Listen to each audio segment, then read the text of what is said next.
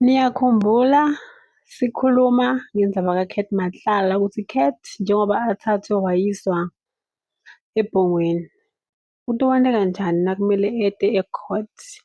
Is he gonna attend i-court yakhona le ebhongweni or ngala Pretoria? Hello guys, sanibonani and welcome back to my channel. Today uKurt nalabo lasolelwa nabo labayi-3 bebavele enkantolo ku pre-trial or something like that. Bathe nabavela bebaveliswa kuleli cala lakhe lokuthi wazama ukubulala u-ex-girlfriend wakhe uTebogo Thobejane. Yes.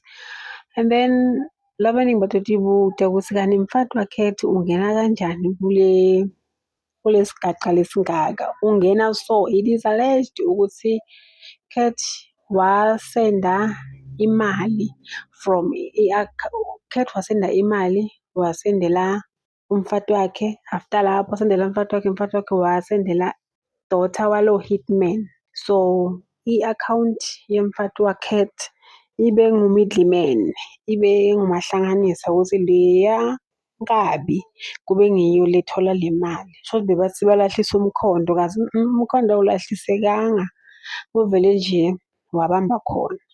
So lapha e-court babonakele nje badlala ulavidavi, umasibhekane, osigcinane kudala, babonile nje lo sekele ngala lo sekele ngala, even holding hands guys, beku-on ngaleyo ndlela. So before bacala babatshelile ukuthi if nangabe ukuthi la kule mithetho bese babafundzele imithetho, but if nangabe ukuthi kule mithetho lesinifundzele yona la khona lingakuvisisi nisitshele bathi hayi sive konke. And another thing guys, it is so important ukuthi if umuntu aya e-court kube nomuntu nje lokungaqhaza ngalolu limi lovisisa lona, because sometimes labantu bavuma into abangakayivanga. Kwathiwa bona batobuyela e-court mhlaka 6 February next month, next week. Mara lokuphola kurondisa Kurt, okay, after kuphela le court Kurt ulayishiwe wabuyiswelwa ebhongweni KZN.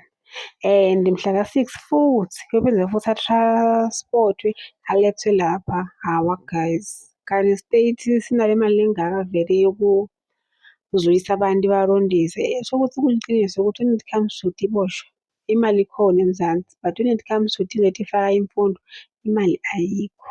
Guys, sesidobona khona mhlaka 6 ukuthi kwenzakalani, or batopostpone kuze kufike next year January futhi asathi. Guys, that's the end of our today's video.